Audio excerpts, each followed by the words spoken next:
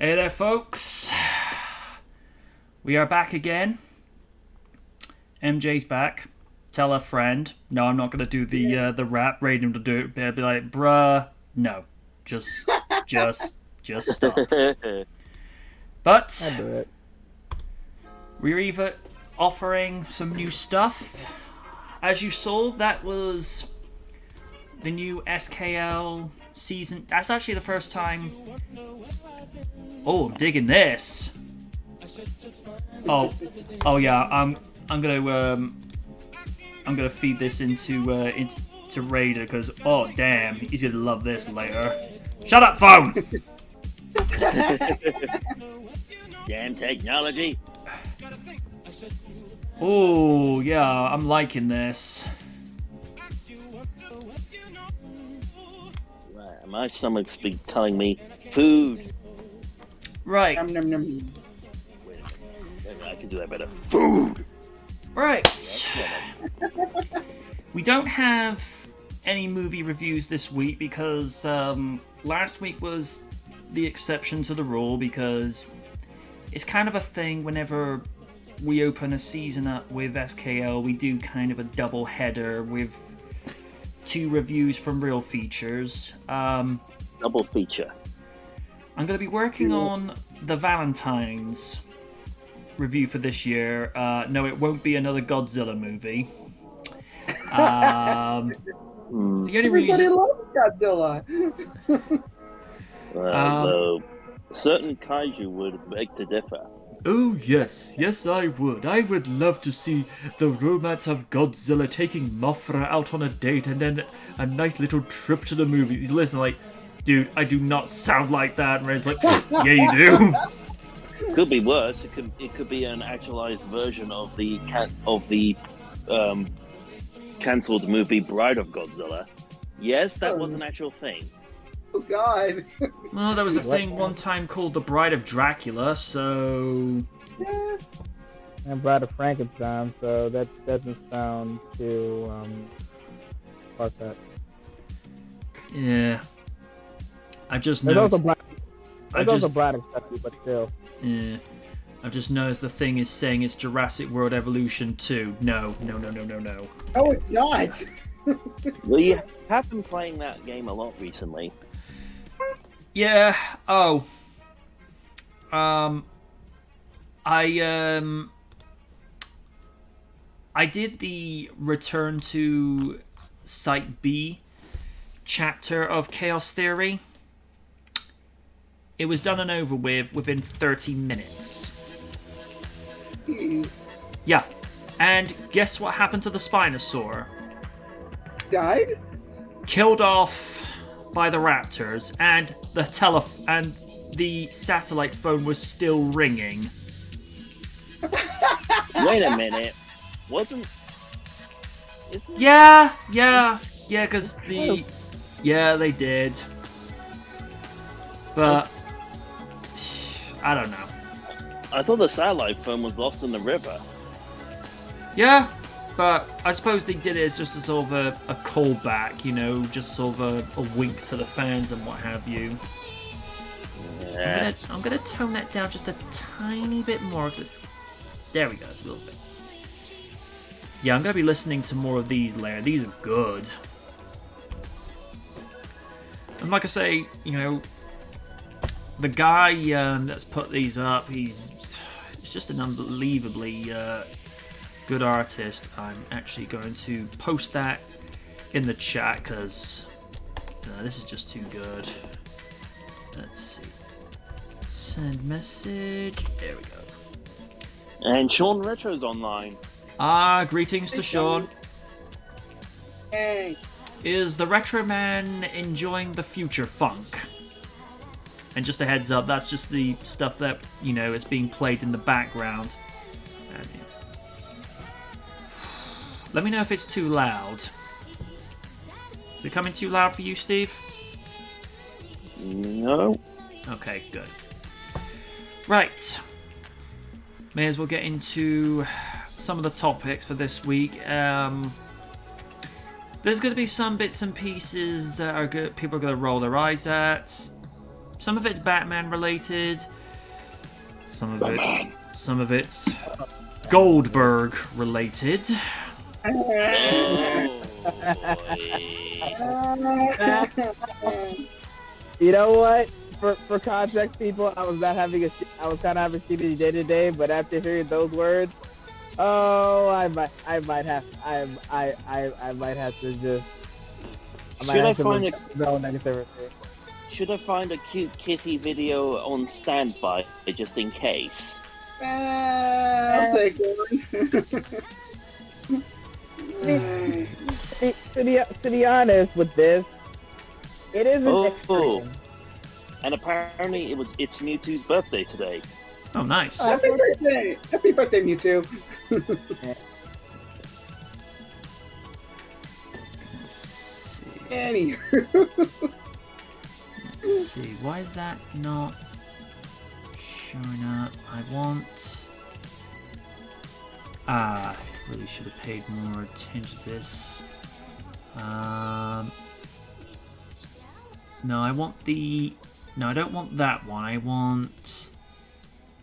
Let's see. Want one specific. Oh, you know, why is that popping up? It's popping up for. I see. Looking up some other stuff on there it shouldn't really be looking up. I want. Yeah, I don't want that window specifically. I do want Windows Explorer up, but I want the new window. Oh, I see. I've got to go on to the one to specify for it. Hang on a minute.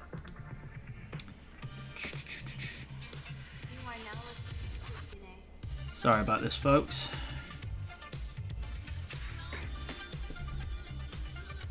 Right, what I might have to do is open it up in Firefox, see if it's okay with that. What internet provider do you use? Google Chrome, Safari? I use Chrome mostly. Yeah, I'm same. Yeah, same here. I mean, yes, with Chrome, it's sometimes eating up your data, but half and half, it does provide a lot of good stuff for you, like saving passwords, saving important information. I'm doing that for a while now. Let's see. Screen capture. No, I don't want to do that. Display capture. No, that's not it. That's. Ooh. What? Apparently they've got Andy Serkis going to Wales Comic Con in nice. April. Ooh, nice. Oh, process. No, don't get at it. It is crazy how well you can do that. Yeah. Ah, right. Got the one I was looking for. Right. Someone I know can do an even better impression than I can. Well, here's the first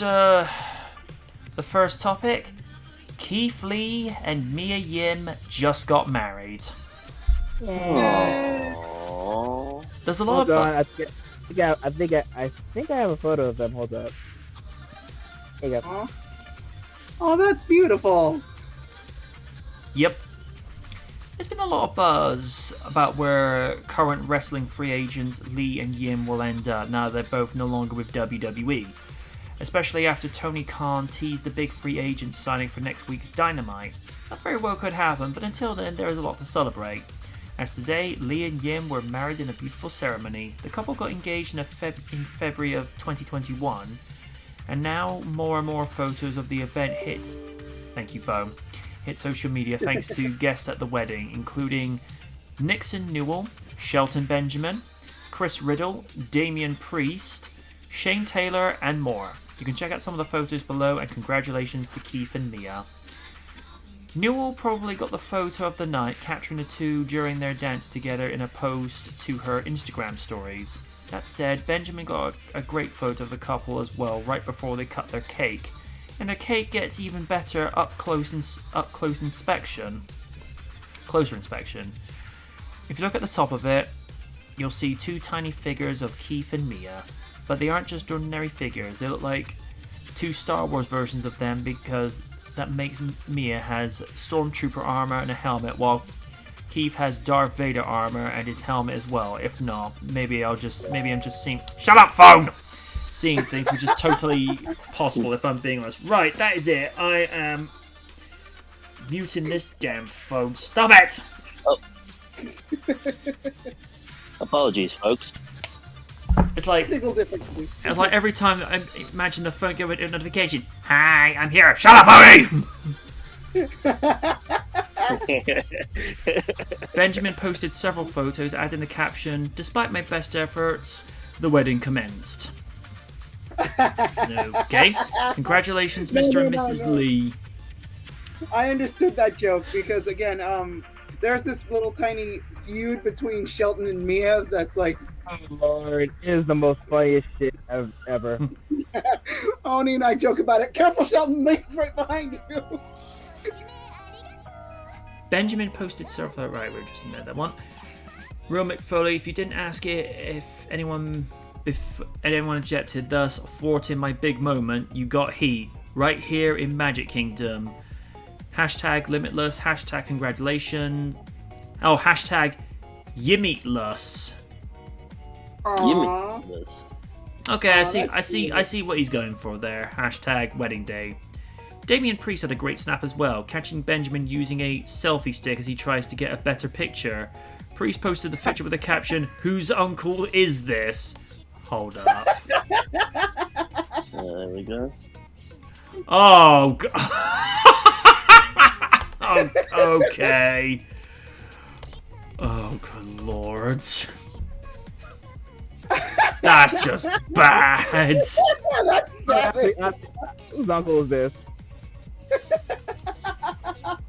Congrats to the amazing couple, and we here at comicbook.com wish them all the best. Now all eyes are aimed at next week's Dynamite, as Lee and Yim are two of the more popular names in the running after Khan said that someone could be coming in that was a free agent, and then teased it could be very well someone looking to slam the door on their former employer. And with WWE at the moment, that is an ever-expanding list. Looks like a former WWE superstar for sure, but we'll just have to wait and see. There's not really much to say with regards to that. I mean, congrats to both of them. They're doing well in life, love, and health, because both of them have recovered from a lot of health scares within the last year plus change. So, fair play to them, and congratulations. That's all I have to say. Madam President. I gotta say, I'm really happy for them. It's like, it's good for them. It's really kind of sweet. And as regards to the whole free agent thing, we'll see what happens. But it's very sweet that they, like, again, it showed that how much they love each other, and it's really beautiful. There's not really anything I can add to that. It's just really nice. And it has to be said, especially looking at Shelton Benjamin's Instagram picture. No. This is not him. Like, how do you do, fellow kid? The picture that he's got of them with a cake. I mean, I could see why Keith went after her. I mean, she's gorgeous. Mm-hmm. Oh yeah. Commander Cyber Raiden, your address. I mean, what can I say? I've always liked them as a couple, And Keith, I mean, I think we all said Keith is possibly one of the most upstanding people outside of wrestling. Like, the way he talks, just the way he treats people. I've never seen a guy like him get beat. He's possibly the most nicest guy you'll ever meet. In the ring, test him off. He will make you suffer, but at the end of the day, I'm happy for these guys. I'm happy to see Shelton Payton over, who I think they're like a biracial brother and sister. Because if you don't know, Mia Yim is not only is half Asian, he's also half black. So there you go. Mm-hmm. So yeah, it was great time. It's nothing but the best. Round two's going to be there. I guess we'll find out. I hope it's Keys because I think me and MJ have stated the guy is possibly one of the most talented big men wrestling has ever seen. And the fact that he was never given that praise because he was already a complete guy. But in the words of our adorable one, Wacky Macky's gonna wacky Macky. But still, overall, congratulations to the happy couple. So, Stephen, anything to add? Well, not much to say other than congratulations. Yep. I'm just seeing a article up here. The Batman movie rating revealed. Okay. We're officially less than 2 months away from the release of The Batman, and the hype surrounding the DC Comics-inspired blockbuster is only continuing to grow. Multiple trailers. Stop doing that. Have you not learned anything from Jurassic World? And obviously not. This is Hollywood. Yeah, and a deluge of merchandise have showcased what fans can expect from the project, including its dark approach to the lore of the Caped Crusader. On Tuesday, the DC world got another major update surrounding the film. Its official rating, according to a new listing from the MPA's Classification and Ratings Administration, The Batman has been rated PG-13 for strong, violent, and disturbing content, drug content, strong language, and yes, baby, and some suggestive material. I will just post that into there as well. The Batman will see Pattinson bringing about an entirely new take on the character, with a cast that also includes Colin Farrell as the Penguin, Paul Dano as the Riddler, Zoe Kravitz as Catwoman, John Turturro as Carmine Falcone. Please just play the mob boss and don't play the awkward guy of Simmons from Transformers. We don't need that anymore. Peter Sarsgaard as Jill Coulson. If anything with Turturro, even before Transformers, the guy is known for serious roles. So, actually, so I think with him being attached to Carmine Falcone, who is basically, not only one of the most feared mob bosses, but but if anyone remembers Long Halloween, he has a connection to the Wayne family. So I would love to see that into play. Jamie Lawson as Valerial, Barry Kogan as Officer Stanley Merkel, and Andy Serkis as Alfred Pennyworth. The fans are hardcore, and because I respect them so much, I chose not to think about them when making the movie, Kravitz explained during a recent interview.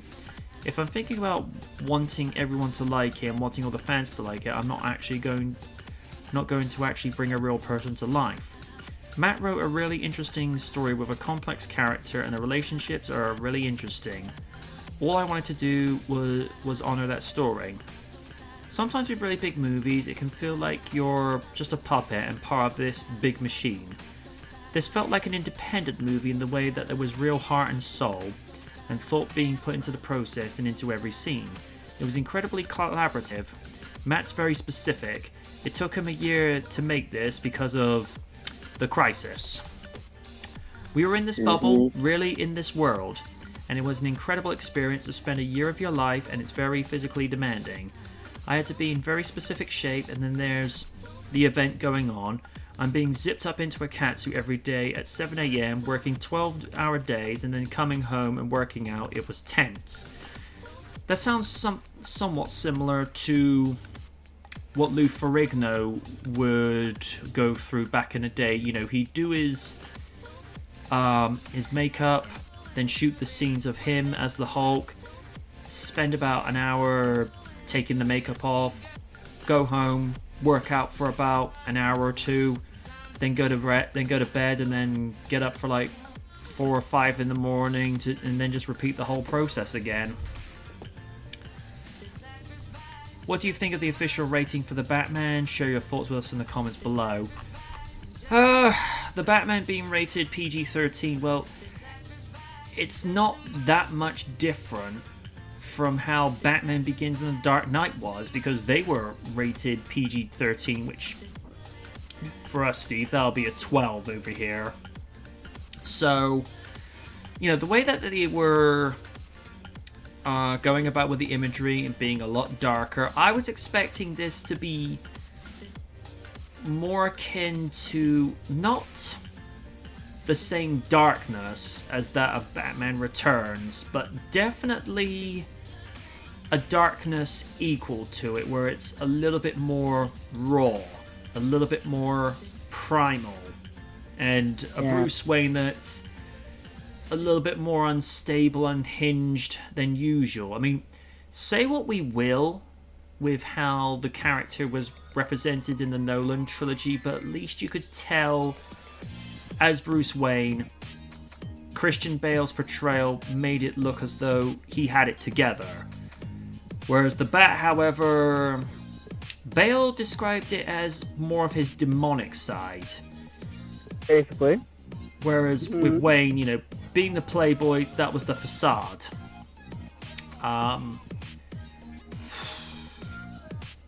Whereas with this one, with the way Patterson's doing it, it's almost like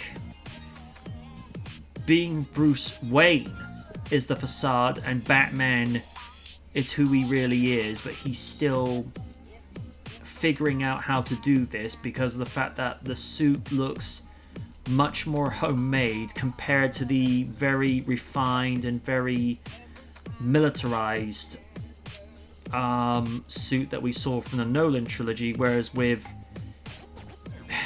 the anthology series, you could make the argument that it's militarized to some degree, but you could tell that the costumes in those were more for show, whereas the Batsuit in the Dark Knight trilogy was more function over form. Whereas with this one, it doesn't appear to be either. I mean, yeah, he's still got the cape and the cowl, but it's more like he's still trying to find what works. I think it's a similar thing with Zoe Kravitz as Selena Kyle, because she is a cat burglar. She's just not Catwoman yet, from what I've been reading from interviews in the last year or so with this. And with, you know, the comment about this feeling like an independent film, keep in mind the background that Matt Reeves has come from. I mean, particularly when he worked on Let Me In some 12 years ago, where, keep in mind, for this movie, he only had a budget of $20 million to work with. I mean, he was able to get some reasonably well-known names from the likes of Richard Jenkins and Chloe Grace Moretz, who had only just got her foot in the door after doing the first Kick-Ass movie. And wasn't Let Me In a freaking vampire movie? Yes. Ah, okay. I like the way that was shot and the way it was paced, because it's not your typical vampire movie. You get the perspective. I mean, the majority of the movie is told from Owen's perspective, who's played by blanking on his name a minute. Something Smith McPhee, because he was also the one who played Nightcrawler in X-Men Apocalypse. Yeah. You know what? Aside from Olivia Munn's dialogue, I think he was one of the highlights, because he definitely fit. He definitely fit Nightcrawler, especially like younger-ish. You know what I mean? Yeah. Let Me In, Owen actor Cody Smith McPhee. Thank you very much. again, the movie is told mostly from his perspective, but you do get those moments where you see it from Abby's perspective, and it's painting the idea that vampirism can, a vampire can be a victim, because Abby was turned against her will, and she just does what she does to survive. Doesn't take pleasure in what she does, but at the same time, if you're hungry, you gotta eat. It's just Not gonna lie, that sounds like Sarah's Victoria from Hellsing Ultimate. Because it's just that, her choice of food is, dining on people, and by people, the nectar in the veins, as it were. Right. But it's because of the work that Matt Reeves did with that movie. He got noticed for to do the second movie in the Planet of the Apes trilogy. And then he did the third movie, because I think the first movie was done by someone else, and it was starring James Franco in the first movie at the time. And Right. I will say this as brief and as diplomatic as I'm able. Because of events in the last few years, it's kind of understandable why they brought in a new family in the sequel and just had Franco's character quietly removed from the story. I mean, at least it is still mentioned, because Yeah. I mean, despite Caesar, taking over, just like he thinks the Apes family and humans is all that, he still remembers that Saint Franco's character took him in, especially after being experimented. So Yeah. Hmm. I believe the first of those movies was directed by Rupert Wyatt. Ah. Just did a quick search. So, with Matt Reeves, I think he's actually written this particular Batman story, because what Reeves tends to do, and it's very similar to what James Cameron did with the first two Terminator movies. He actually wrote those first two movies, because Cameron, he has a very specific vision of how he wants his projects to be done, and I can relate and respect that, because if you want a movie, like, let's say for the sake of discussion, Raiden is doing an independent Power Rangers story where his character is, let's say this is like 1,000 years in the future, and his character,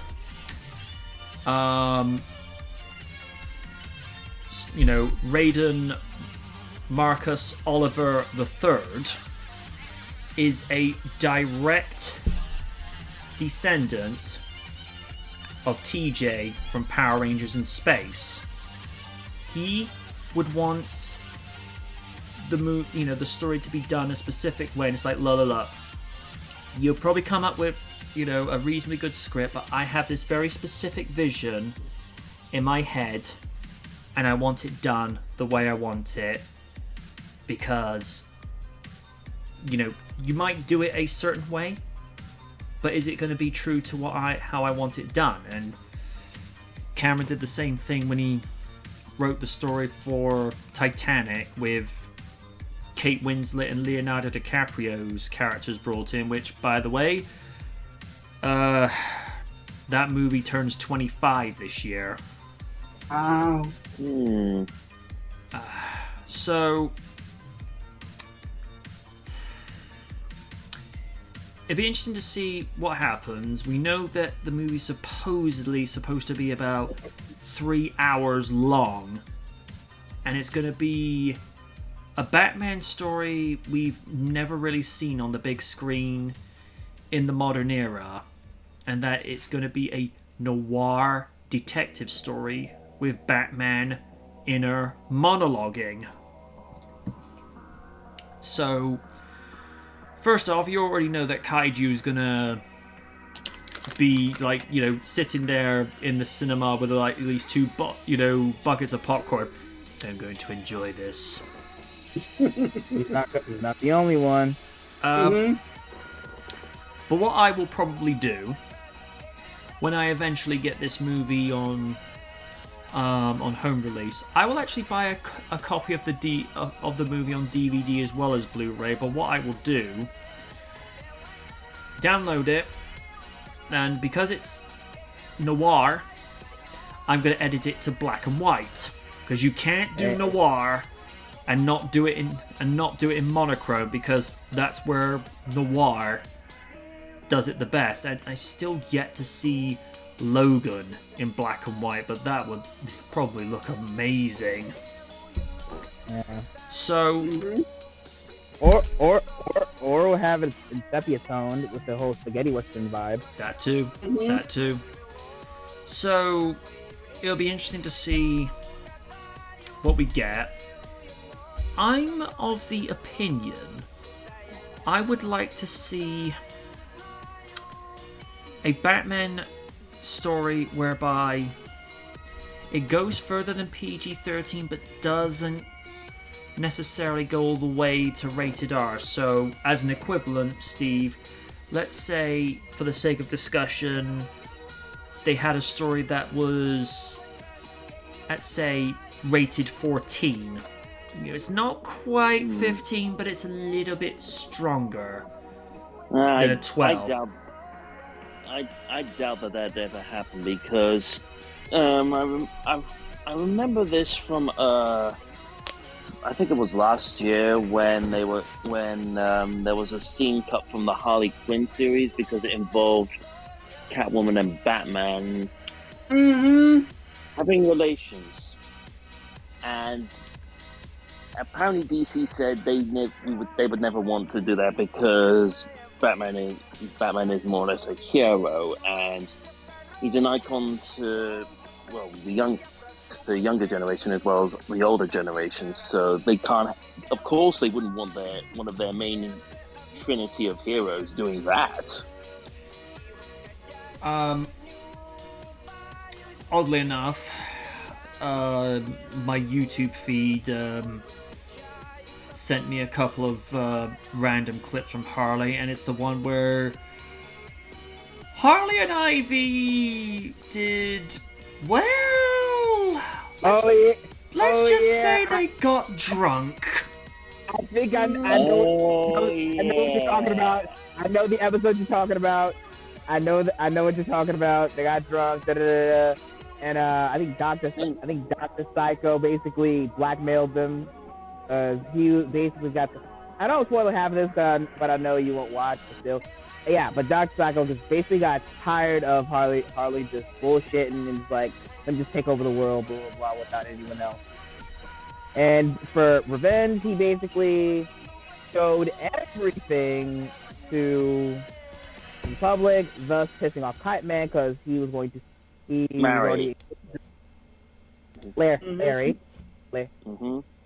Larry, who was basically going to be engaged to Ivy, and that kind of messed things up a little bit. What was I going to say? I'm not a huge fan of that series, but I will say I do like this iteration of Poison Ivy, because she's just so chill and laid back, and she almost acts like, not really anti-hero, but she's not really so much a heel in there. She's just a tweener. She's basically Daria. Yeah. But I like this version that's just very chilled out, very relaxed, and it's like I say, I like it. Also, if you want a recommendation, I highly advise you to check out Peacemaker. Oh my god, it is yes. hilarious. Seriously, boy. Cena in that show is great. I mean, if you already enjoyed him in the Suicide Squad, you'll definitely enjoy here. And honestly, I already know it's successful, but I kind of want more DC spin-off shows off of that movie. Mhm. Also, can I just say, the opening to Peacemaker is so obnoxiously 80s that is glorious. Oh my love god. it. Mhm. Yes, dude, yeah, like I said, MJ, you'll enjoy the hell out of it. Like, it's only like six episodes so far, but you check the episodes out, it will have a lot of 80 songs playing. Yes. So you'll enjoy. So you would definitely enjoy it. Nice. I think we've gone way off topic once again. Yeah. It's SKL. There's, that's pretty much part of the parcel for that. We'll keep this as short as possible. Steve, thoughts on the Batman being PG-13? Doesn't really surprise me. I mean, Batman, even though the character can go really dark at times, he still appeals to a wide audience of different demographics. So it doesn't really surprise me. I'm definitely going to check this out when it starts getting shown in theaters. Well, considering I work at one, that shouldn't be too easy. All right. Raiden, same question. Oh, I knew for a fact it's gonna be PG. I just want it now. Oh my god, just watching trailers of it. Ugh. I mean, listen. You said it before, like with the Batman Begins trilogy. It was pretty close to like violent stuff, especially Bruce as Batman, but especially Dark Knight Rises where Bane wrecks his shit. But yeah, I'm looking so forward for this. Like from the first ever trailer they showed of Batman just destroying a freaking henchman, I'm like, oh my god, I need this in my life now. I mean, just the fact that you have someone that's been doing it for 2 years, still mentally unstable, especially after losing his parents at a young age. I just can't wait to see how his psyche is going to be through the whole movie, and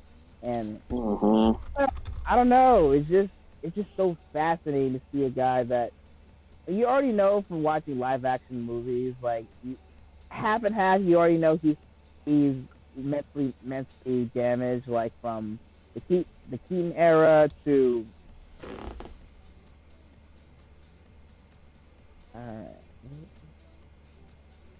All right. I'm drawing a blank. Who played Batman in Forever? That was Val Kilmer. Val Kilmer. Thank you. Yeah, with that one, as goofy as that movie was, it was cool to see Bruce Wayne's psyche and how he played it out. That was something I thought was well done. So with this movie, I really like to see that it's a young style Bruce Wayne, even though Pattinson is in his 30s, right? I believe so. Yes. I think so. Okay. So yeah, it is good to see this young actor Wayne is like mentally unstable, and you have someone like Selena Kyle, who's in Catwoman yet, just to guide him through that. And also just seeing the Riddler like the Jigsaw killer. I don't know, man. Everything about this movie I'm already a fan of, and I haven't seen the movie yet. So yeah, I can't wait. I really hope it does well. Like of course, I really hope it does well, so we can get more stories like this. Because so far, I'm impressed, and I just want it out. I just want it out. I want to see the brutality. I want to see the psyche of a damaged person like Bruce Wayne, just to see how he will progress it. That I just want it. I can't wait. Andy Serkis as Alfred. Oh yeah. What is? Oh yeah. He's. I'm really interested in that role. That's gonna be good. The one. Also Colin Farrell's Penguin. That's Yeah. going to be interesting. I barely recognize him with that makeup. Yes. Madam President. I'm actually really digging that. Like, I mean, there's a lot you can play with the PG-13 rating without going full hard R.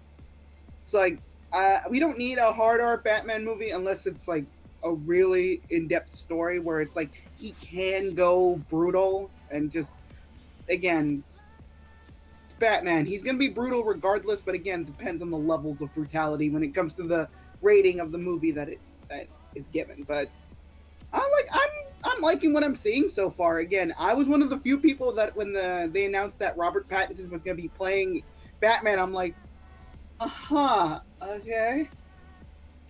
I'm going to reserve my judgment, but I have my doubts. But seeing that, I realize that I'm really seeing that, like, this is not Robert Pattinson. This is Batman. So I'm like, okay, fine, I'll give you that. All right, cool. And I'm seeing a lot of people complain about the Selina's mask, where it's like, she's not Catwoman yet, guys. Nope. Cut her a fucking break. It's like, it's a makeshift mask that you can make that because she's a cat burglar. She's not Catwoman yet, guys. Stop complaining. I'm looking forward to seeing, with all the stuff I've been seeing, it's like, guys, just stop showing more trailers, though. Just stop. Just no. Just give us a movie. Save us a movie. Don't show us the whole movie here. Okay, we're good. But other than that, I'm liking what I'm seeing so far. I'm looking forward to seeing this. I really want it. Just like, I'm afraid, and like, give it to me now. I want it. Gimme. And I like the fact from what little we've seen of Zoe's performance as Selina Kyle, it's a very quiet, reserved version of the character, where if Michelle Pfeiffer's version was clearly of that of someone very disturbed, because let's call it for what it was, she went to Crazy Town with her version. Anne Hathaway's, I suppose you could make the argument she was somewhat reserved with that as well, but there's almost, I don't want to say a sultry nature to Kravitz's take on Selina Kyle, but it's in that same ballpark. There's that level of mystery to her, and I think that will actually serve her performance well. And like everyone else, I had my reservations when, first off, Robert Pattinson was announced as Bats. I'm like, okay. But then we see the teaser, and they're like, "Who the hell are you supposed to be?" Beats a guy with an inch of his life, and I was half expecting, "I'm Batman." He goes, "I'm vengeance." I'm like, originality. It's almost like the honors trails. Originality, style points, ding. So okay, yeah. It's Oh god, yeah, I do kind of love that. It's like, and also, can we just talk about his voice?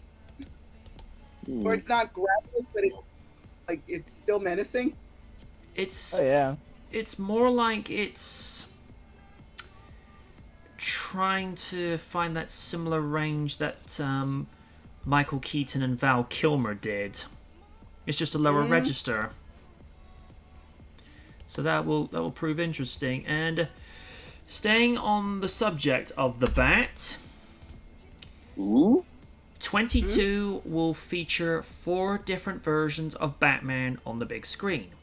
Fans of comic books and TV shows may recall in past years when studios were a little skittish about using multiple versions of their characters. I don't know, worked for Sonic the Hedgehog back in 93, had The Adventures of, and then you have Saturday Morning, all produced at the same time. Our viewers know good and well that the show had to dance around certain characters while they were being used on the big screen for fear of confusing audiences. But that fear has seemingly been squashed entirely at Warner Brothers, as 2022 will include 4 different versions of Batman on the big screen across its feature-length films this year. Last year's Spider-Man No Way Home brought 3 versions of Spider-Man together in a live-action film. Oh, and by the way, if you check Asuka's Twitter page, she's been self-inserting herself into No Way Home posters. And it's just like, I kind of want to see Asuka Spider in a Spider-Man movie now. It's just like, you imagine like, Green Goblin, you are not ready for Asuka! It's like, and all like all the other Spidey, it's like, no, she's right, you're not. She'll kill you. Oh gosh. Right. And Warner Brothers will match the number across just 2 movies later this year. Starting things off, as we mentioned, the year of Batman is Robert Pattinson's version of the character in, well, The Batman.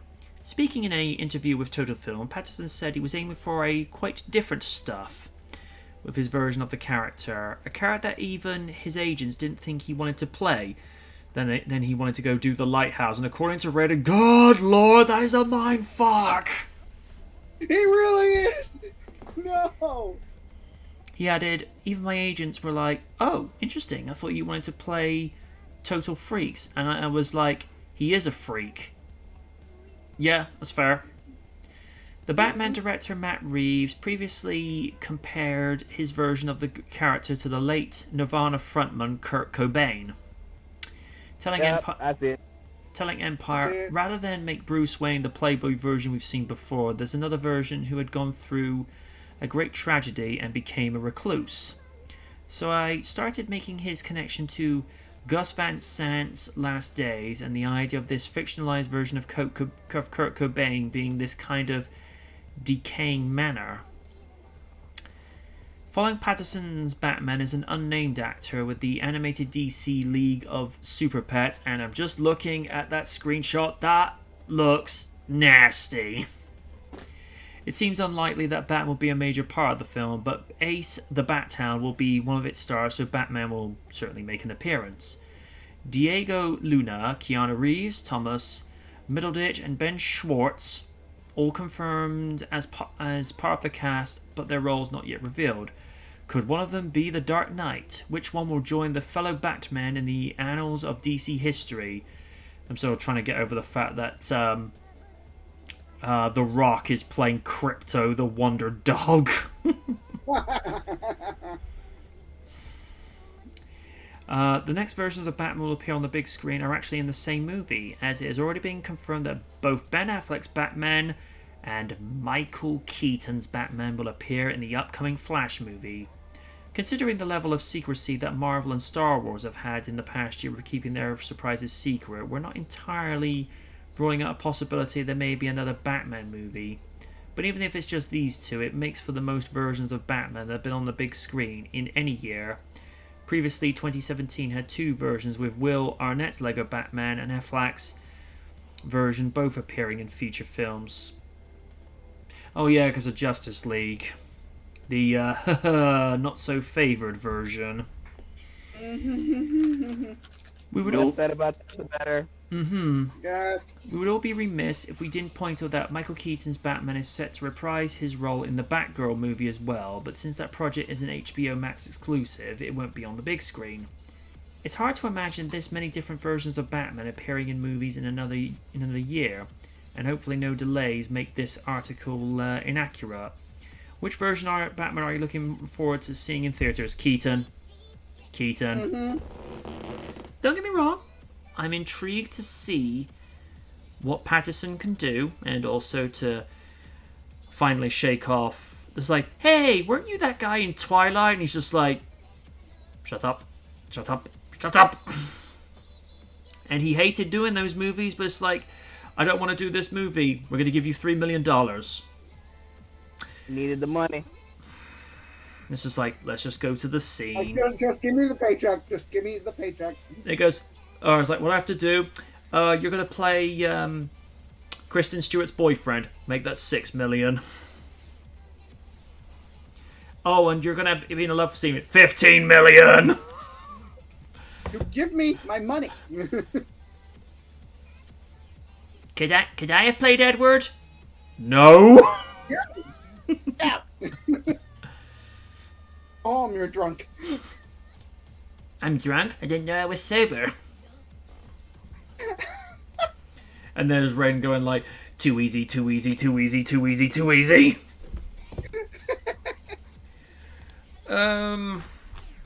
Lids, which is the one that you're most looking forward to? Obviously, Keaton. I'm just, again, don't get me wrong. There are a lot of like these men on this list, but again, I'm looking forward to Keaton because I want to see what he does as old man Bruce Wayne. It's just like let's just call it what it is because it's old man Bruce. Even though, again, as we've made it clear, Michael Keaton has aged like fine wine. So it's like well, technically, really kind of old Bruce Wayne, but I don't know. It's just I'm waiting to see what he does with that. I'm just really excited to see what he does. That's one Batman I'm looking forward to seeing. It's like, as in regards to those super pet movies, I'm like, that's not my cup of tea. It just looks really dumb and like not a fun kind of dumb. This just looks dumb. Like, not gonna be seeing that one. Thanks. I'm gonna be skipping out on that one. I'm sorry. No disrespect to anybody who likes that movie. Just my cup of tea. So, Steven? Steven? Dave? Oh. Okay.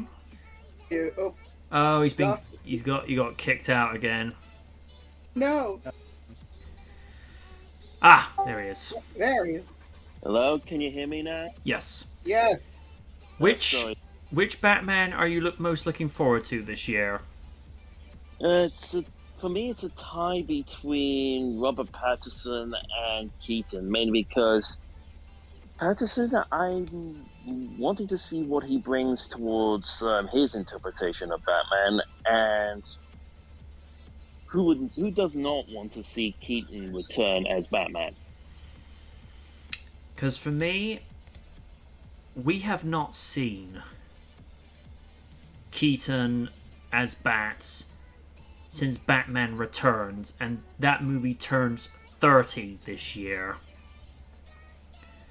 But Really, I thought it came out in 91. no, 92.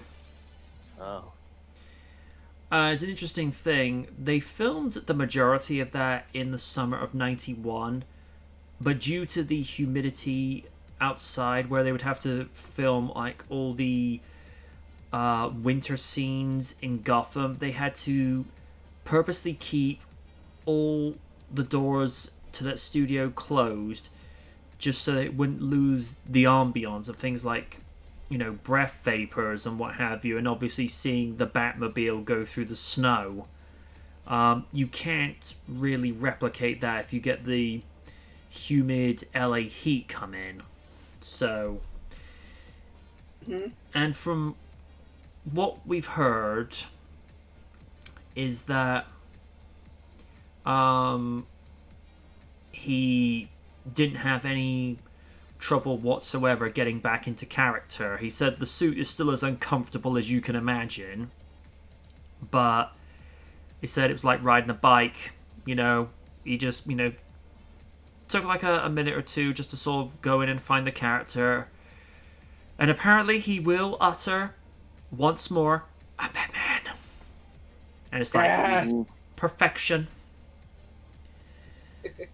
Because, as I've said so many times,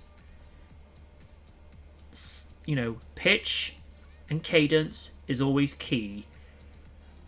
Now, the first movie with Christian Bale where he announced himself, "I'm Batman," it's just like, it's fine. But Keaton, "I'm Batman." It's like, quiet, quick, and straight to the point. And then in The Dark Knight, it's like, do you want me to go more gravelly? No, I'm going gravelly. Fuck! No! Seriously, it sounds like she was chewing gravel. What the fuck, man? I get when you come back to reprise a role, there are certain elements that you want to be able to experiment with that character to see what direction you can take in, but thing is, when you experiment, you also find out what doesn't work. And on that occasion, that just didn't work for him. And apparently we got 4 people actually viewing the chat. Thank you. Thank you to whoever's viewing. Aside from Sean Retro, if you are logged into Twitch, let us know who you are. You know, are you enjoying the show? Are you enjoying the music? Are you enjoying the fact that Raiden is running for slandering president? I will make every idiot take 100 years worth of L's, just like Paul Feig. Vote Raiden. Vote Raiden for 2023 slandering president. I will give all the L's. And there's just like, imagine a president's like, President Raiden. It's like, stop it. You're making me too happy. I will find ways of exerting this happiness. Tatiana Ali's your first lady. Now we're talking!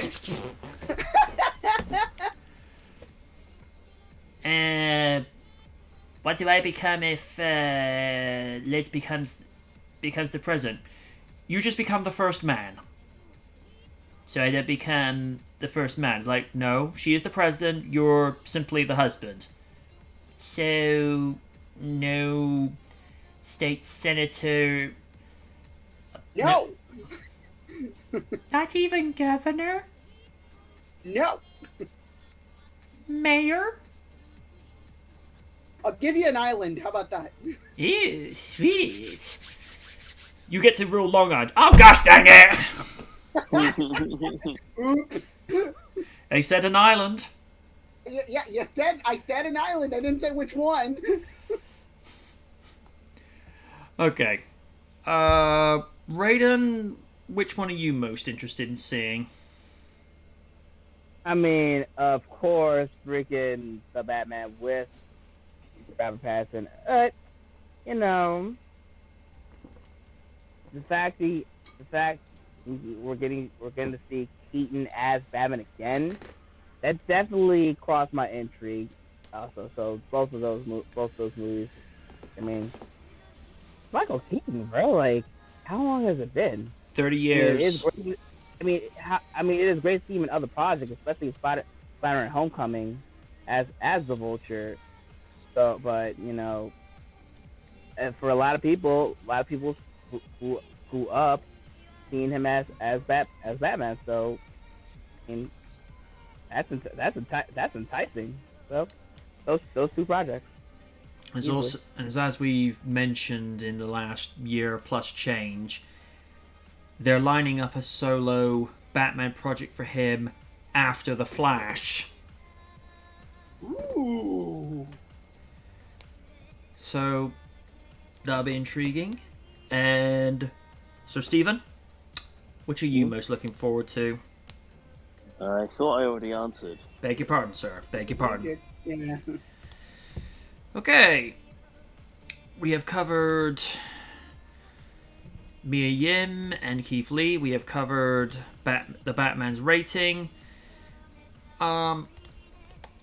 Staying with DC, although this could be interpreted as DC BC in a moment. No, that is not a rock group, although the idea of Batman rocking out AC/DC songs does sound intriguing.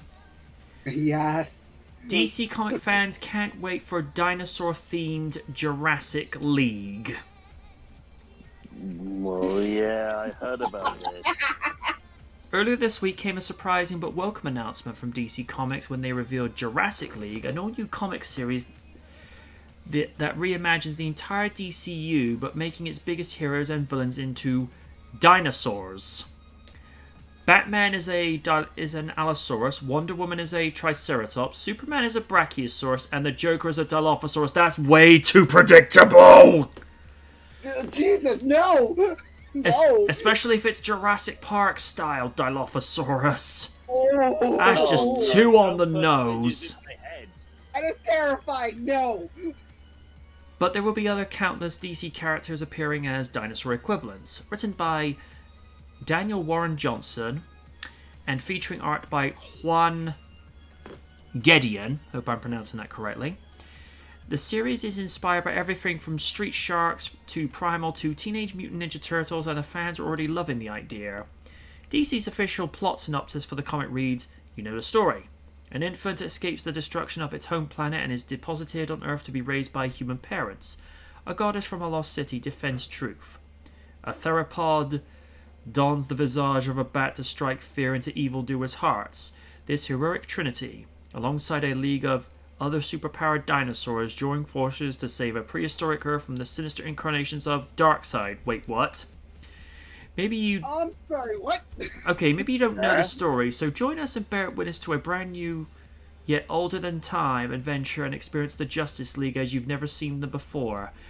Jurassic League arrives in May, so you can see what DC fans are saying about it. Let's have a look at the cover.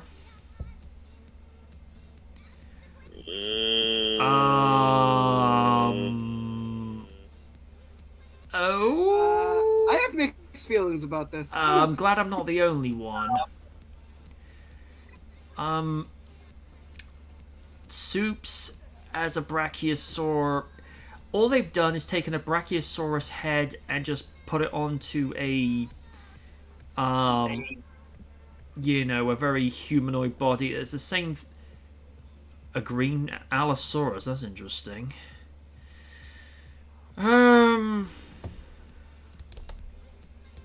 Yeah. I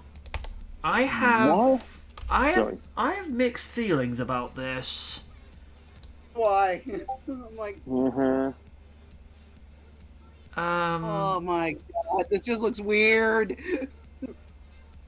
See, if these were the characters looking more like anatomically correct dinosaurs, then I'd be okay. But I don't know. If this is like to be like an elsewhere story, then fine. But Batsaur from Jurassic League to okay. All right. Is there anything further to say? Okay.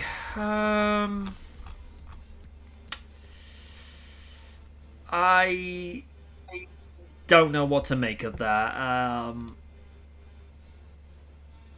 It's fine, I guess. Sean's just said, sounds like someone from the Spider-Man villain moved to the DC world and turned everyone into dinosaurs. Oh yeah, the one from the Savage Land. Oh, that's right. Dinosaur.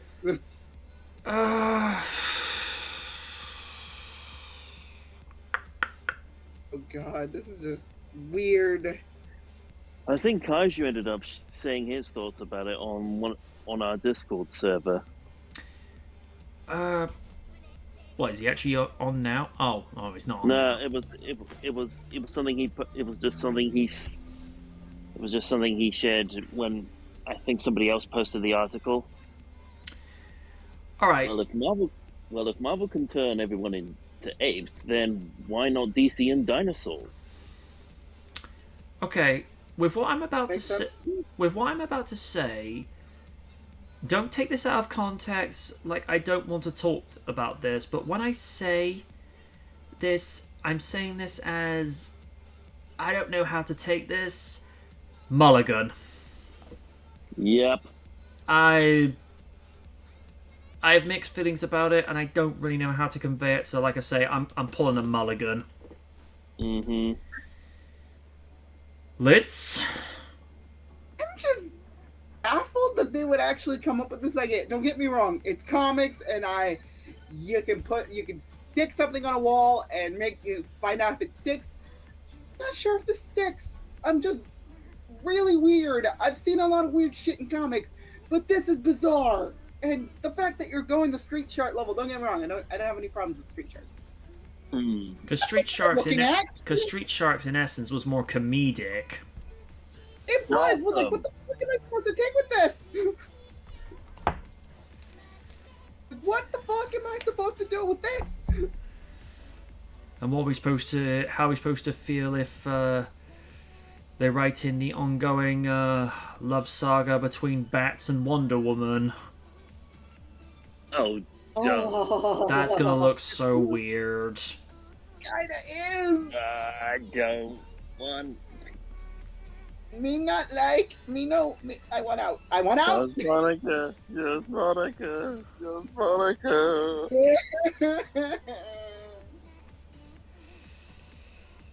Raiden?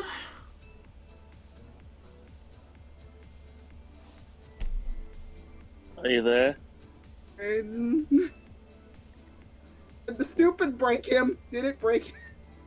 Or maybe Discord. Or maybe it was too much for Discord. Maybe.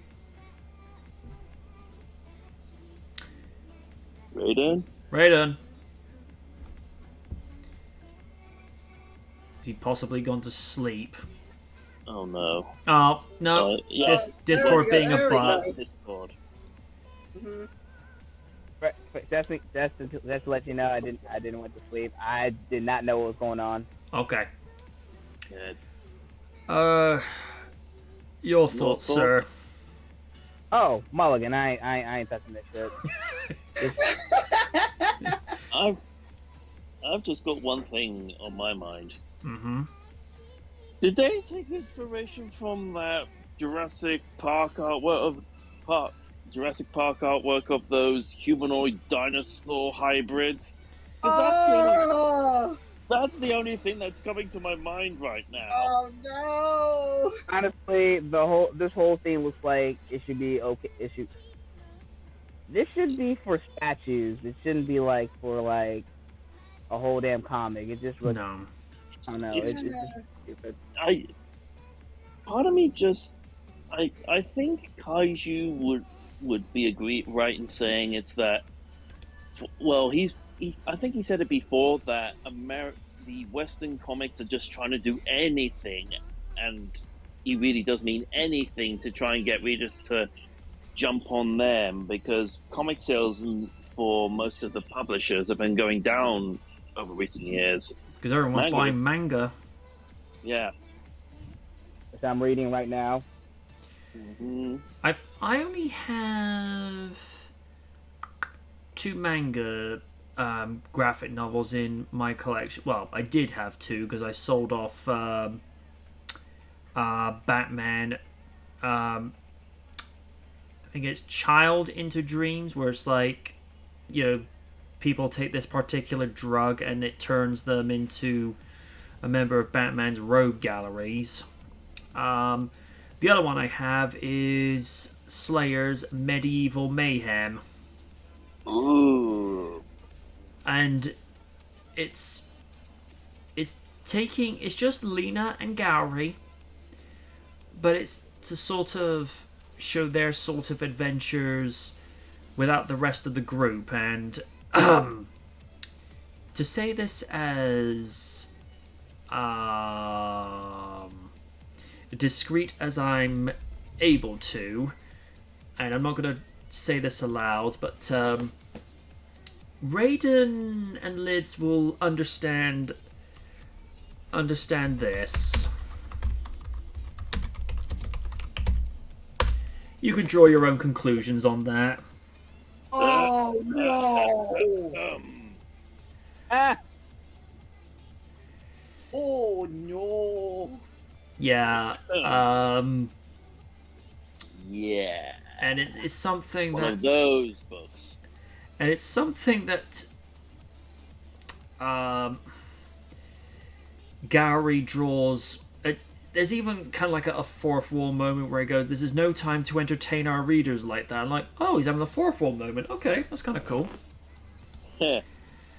But worth a look, because I remember picking up from Forbidden Planet when it used to be along Horse Fair in Bristol back in the day before it moved up to Clifton. That was back when, for anime hadn't really quite become mainstream like it has now, where it was like you could only buy certain DVDs and of course around 2000 you could only buy like VHS tapes from this certain place, and that was where I was able to get at the time the only VHS released volumes of the Slayers OVAs in the UK, because most people that discovered Slayers, particularly with the anime, they all discovered it through as an extra feature as one of the trailers on the Sonic the Hedgehog anime movie that was released in '99. I'm like, look at this trailer. I'm like, oh, what is this? Like, Slayers. Okay, I'll go get this. I happened to bring home the first volume because the Slayers special series, as they refer to it as, which was kind of its own separate thing from the TV series, I started watching like the first couple of episodes, and Random just happened to drop in, and the first thing he hears is Naga's haunting laugh, and he goes, "What on earth are you watching?" And I'm like, and I was like, it's like, and I just showed him the VHS box art, and it's like, oh, so it's any good? It's like, it's like I gave into curiosity, decided to check it out. And it's where me and Win have some common ground, because we both love Cynthia Martinez's portrayal of Lena, simply because she's just got this raspy take on the character, and it's just a thing of beauty to watch. But yeah, I think we've all said our thoughts on Jurassic League, and yeah. That is so dumb. We're still sticking with Batman, but not in the way you'd think. We're actually going back to... Oh, okay. Uma Thurman reflects on Poison Ivy role 25 years later. This year marks 25 years since Batman and Robin opened in theaters, the fourth and final installment of Warner Brothers' initial Batman film series. It starred George Clooney as Batman, Chris O'Donnell as Dick Grayson, along with Alicia Silverstone's Barbara Wilson. That's just so weird. Lord Jesus, wow. Face off with not only Arnold Schwarzenegger's Mr. Freeze, that guy was enjoying it way too much. Ooh, party! Uma Thurman's Dr. Pamela Isley, Poison Ivy. While the film wasn't exactly well received, that's saying it rather mildly. Mildly. The film was widely panned by critics and is considered one of the worst superhero movies of all time. Well, clearly you never saw Daredevil and Iron Man 3. Oh! How to put this? If Daredevil had been given better material, Ben Affleck's Matt Murdock would have been remembered in much more fond regard, because I think they had a good actor to play Daredevil. It was just one of those Whereas Jennifer Garner as Elektra, how you doing? Oh, and here's the thing. Apparently a lot of people mistake her for Amy Jo Johnson, which is like... Okay, that's kind of weird. Wait, what? Yeah, apparently... Well, it's in a similar way that people get Matthew Broderick and John Cryer mixed up. How? Don't ask. And one bright spot in Batman and Robin was Thurman's Ivy. Okay. Received critical praise, and seems like Thurman herself has only fond memories of making Batman and Robin. Really, I thought she was awful. During a recent interview with E.T., Thurman reflected on her time making Batman and Robin, telling the outlet that making the superhero film was a wonderful experience, even though she had to wear lots of rubber suits. And she didn't have to wear any masks, a big deal since the actress isn't exactly fond of masks in general. She also spoke highly of director Joel Schumacher, who died in 2020 at the age of 80. Oh my goodness, that's amazing, Thurman said about the film's upcoming 25th anniversary. I was just talking about Schumacher. The director is a friend I love so much. I love Joel Schumacher.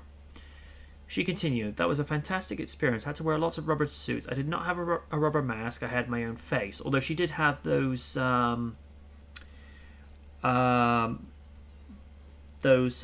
little facial prosthetics with her eyebrows that would actually sort of head more towards her hair, which I thought was an interesting touch. I had my own face, but I had some rubber appliances on my face, as just mentioned. That was about as much rubber as I've worked with personally. Oh, there are so many people that will find ways of making jokes out of that. Or as Sir Steve would say, phrasing. Yes, we are adults. Released on June 20, 1997, Batman and Robin was Schumacher's final Batman film and was the only film in that Batman series to be made without the involvement of Tim Burton, who kicked the whole series off with 1989's Batman starring Michael Keaton. In my opinion, still the greatest Batman movie ever. Changed my mind. The film follows Batman and Robin along with the help of Batgirl as they try to prevent Mr. Freeze and Poison Ivy from taking over the world. Oh yes, it's the old take over the world ploy. Cool. Must resist joke, must resist joke, must resist joke. While the film didn't exactly perform well, again beating a dead horse with that one, Thurman went on to star in Gattaca and the Kill Bill films, arguably some of her best performances, among many other projects. And while Thurman's Poison Ivy isn't the only live-action take on the character, versions of the character have appeared on television's Gotham, very underrated, and most recently on CW's Batwoman. We do not talk about that show. Oh. Thurman's Ivy remains the only live-action film version of the character. What do you think about Thurman's comments? First off, I say this diplomatically. Glad she enjoyed her time working on that performance. I mean, if she enjoyed it, great. You know, kudos to her. As to who could play a modern day interpretation of Ivy, you need somebody, because Ivy's always very this soft-spoken, sultry character that sort of, how to phrase this in a way whereby, not one, it's slightly punish, but you get the context. She's sultry, forbidden fruit. In the context of potential love interests can't have her because of the, you know, horrific side effects that would have, especially if they stick with the fact that her kiss puts a toxin into people's system, although it does make me question how on earth her and Harley could ever have a relationship in that TV series. Again, it makes me question certain things.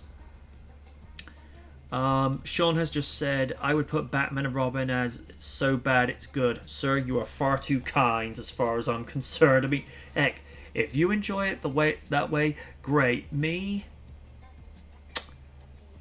how to phrase this? Batman and Robin makes me appreciate The Amazing Spider-Man 2. There, it's out there, I said it. And there's Raiden like, well, damn. Yeah. I kind of don't acknowledge that movie anymore, especially after watching Spider-Man: No Way Home. As for, like I say, who could play a modern-day Ivy, honestly, what if you could take Sharon Stone and de-age her by 30 years? That kind of performance, because Sharon has the very sultry nature. And she's played Forbidden Fruit quite a few times in her career. I mean, I only have to say one name. Catherine Trammell. Mm-hmm. Yep. Personally, for me, just like you, Sarah Stone, the ager, I would probably my first guess would be Drew Barrymore. I feel like she can definitely fill the role of Hannah Isley, and then after that she goes a little, go three with the purpose. Honestly, dude, I know she's now pregnant. Congrats on her. Rihanna. Wow. Yeah. I see that. Rihanna has actually stated quite a few times she would love to play Poison Ivy, and I think,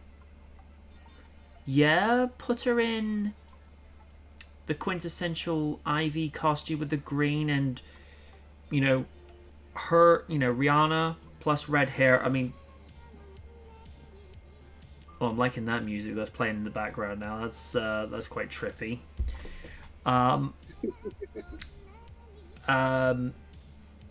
Rihanna, red hair is like, I'm trying to think of something that's like quintessential. It's like Michael Knight with his leather jacket. It's one thing that the character's never seen without. So Rihanna with red hair and the Ivy costume, that would work. And to be fair to Rihanna, she has gotten better with her acting over the years. As to whether she will ever be, say, on the same level as that of Kim Basinger, Sharon Stone, as we mentioned, or even Helen Mirren, I don't know. That's not for me to say. But it would be interesting. Or they could do, as they've done so many times down the years, go for somebody completely unknown and absolutely wow people, with something that we weren't expecting. And I find if you go and do that, that person can then, grow into that character the way they want to. Because if you get like a big Hollywood name to play someone specific, they're already going to be compared to like other roles that they've done. So I don't know. Mind you, there was that rumor at one time that Robert Redford was going to be Superman in the first movie, which would have been weird looking back at it in retrospect now. Yeah. Then again, there was almost, don't worry, Lois, I'm gonna save you. That still gives poor Liz nightmare fuel about that. Because Christopher Walken as Superman is like, no. That'd be like Chris Rock playing Blade. Can't see it. Oh, Lord. If it was a parody, then okay. Maybe. Then okay. Mm-hmm.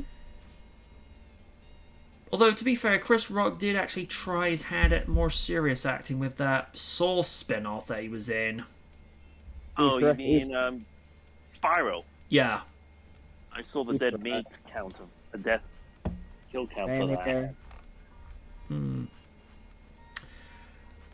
Okay, wrap this article up. Glad she's being complimentary, but I don't have anything fond to say about her performance, only because I know she's capable of doing better. That's all I'll leave it as. Stephen, your thoughts? Well, not much really to say once again with that. I think when it comes to acting roles, sometimes actors have to take the good with the bad. So I think she's accepting that it was a role in her career, whether some people want to remember it or not. But she's owning it.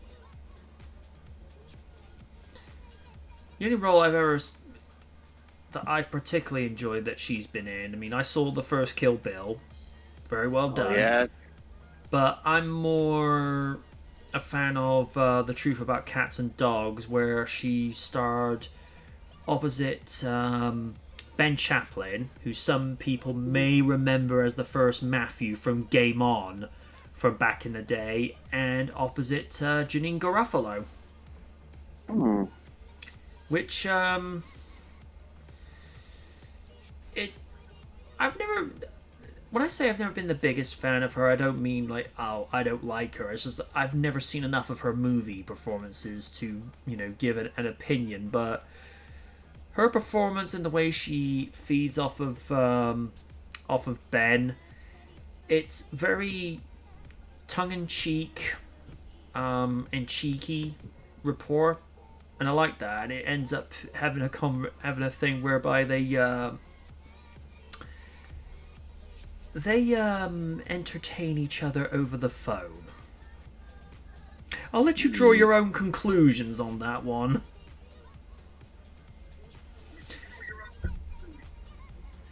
Yeah. So, Madam President. I'm okay that, again, you can look back at some of your performance and own up to the fact. I'm so glad that she's not one of those actors like, I did nothing wrong. It's just that it was the director. I'm like, when someone owns up to a bad performance, they own up to it. And I appreciate that. I respect that. And to be honest, I kind of don't like, as much as her performance as Poison Ivy annoyed me, I look back at her like filmography and think, oh, Uma Thurman, Poison Ivy. No, I'm thinking of The Bride, okay? I'm not thinking of Poison Ivy anymore, because again, that's the role that sticks in my head more than Poison Ivy, because the role is much more iconic to me. Even as so bad as good as Batman and Robin is, I'm thinking more of The Bride from Kill Bill. So I'm just, again, she owned up to it. That's all that matters. And when you can swallow some humble pie, you have my respect.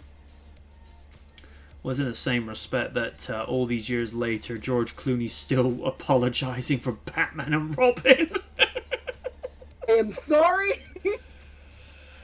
Oh dear.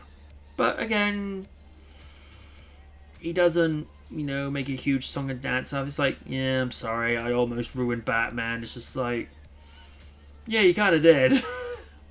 As I've said before, I liked him as Bruce Wayne because I thought if he only had that to focus on, he's fine. But as Bats, it's just like, no, stop.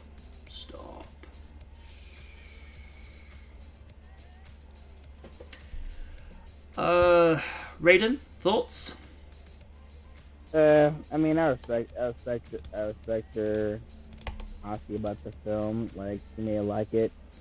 I can't lie to you. It wasn't the right home about, especially that whole vindictive thing what she did to Mrs. Cleaver's wife. That wasn't Poison Ivy to me. That was just a jealous woman. Fair enough. Steve, did you give your thoughts? I did. Okay. We'll move on to the next one, and I expect to hear squealing from Raiden in 3, 2, 1. What? Gundam's Lost Episode reveals release date with new movie. There is perhaps no episode of anime that is shrouded in much mystery as the 15th episode of Mobile Suit Gundam, which was pulled for reasons that were never revealed. The episode in question isn't just making a comeback later this year, it is getting a complete modern makeover as Sunrise has released new information about the newest movie in the Gundam franchise, titled Mobile Suit Gundam Kukura's Doa's Island. The film will take place in the original universe that helped make Gundam a household name. The film's status was revealed on the official Gundam website, stating that fans can expect the movie to open on June 3rd of this year in Japan, with the site also revealing new artwork and the cast and creative staff that will be bringing the story to life. Considering this will be a new retelling of the story of the lost episode, a new cast is being brought to bring in the original characters of the series to life, with Tori Furuya, I'm pronouncing that right, playing Amira Ray, Ken Narita as Bright Noah, Satomi Ari as Mireya Yashima, and more. Yoshikazu and Yasuhiko will be directing the film, having worked on a number of Gundam projects in the past, both as director and character designer. Atsushi Tamura and Tsukasa Kotobuki, I hope I'm pronouncing these correct, because saying Japanese names in English is not my strong suit, folks. Will also be character designers for the film, with the artists working on Weathering with You. That's supposed to be really good from what I heard. And Mobile Suit Gundam The Origin, respectively. The official description for the film reads as such. The Earth Federation forces, which have endured the defense battle in Jabiru, launched a great rebellion operation to capture Odessa, the home of the Zeon Earth Advance Army with the Momentum. Amura's White Base sails to Belfast to receive the final supply before the operation.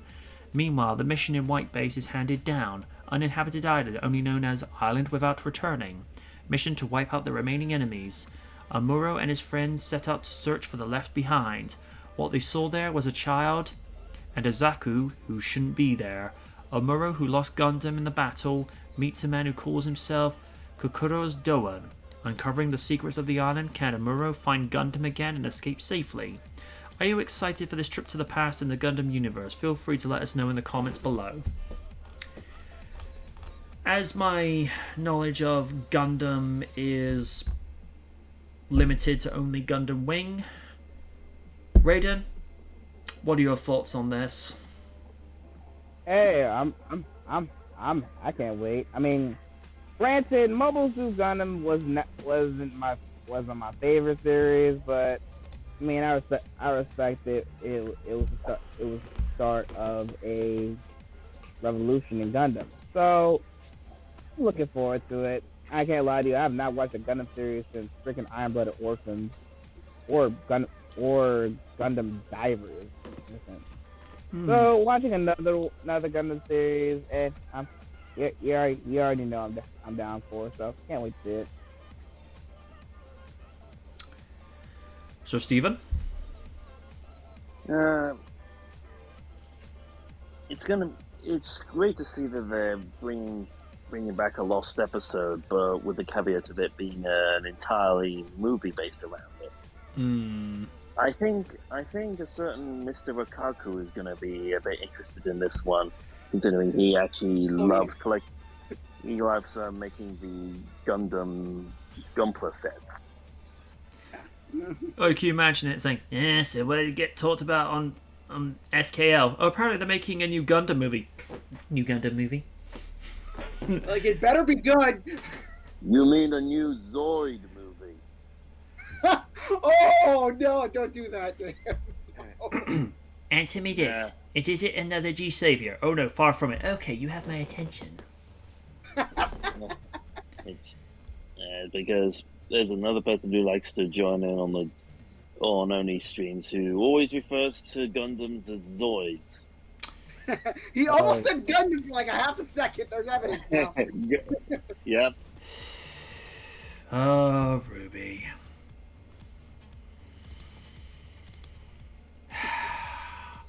He's chaotic neutral.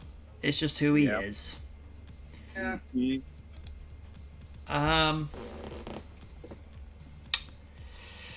Madam President, your thoughts? I think it's pretty cool that they're building a lost episode, a movie around a lost episode. That's actually pretty cool. And again, like, a certain someone is going to be very intrigued as long as it's done correctly, because we will not let me hear the end of that if it's terrible. And I will have to listen to that. I hear ya. So please be good. Don't suck. Please don't suck. Please don't suck. Please don't suck. Please don't suck. Hey there, guys. I'm Sean Shamble. I'm going to be voicing all the characters in this movie. Get out of here. Get out. Oh dear. Okay. Now, unfortunately, folks, we are going to indulge in some cringe. Oh, Hey, of course. cringe. Roman Reigns, you're next! No! Kill it with fire! Goldberg But I won't do it. Goldberg returns to SmackDown to challenge Roman Reigns. Not again. Tonight's SmackDown was set to deal with the big fallout from the Rumble, which was centered around Roman Reigns and Paul Heyman after their plan came to fruition against Brock Lesnar. So, Heyman has turned against Brock. Yep. Here's the thing. Those two have split apart and gotten back together so many times now, it's almost on par with Ross and Rachel. Make your own conclusions about that. Robbing him of his WWE title. Of course, the first time that happened was Survivor Series 2002.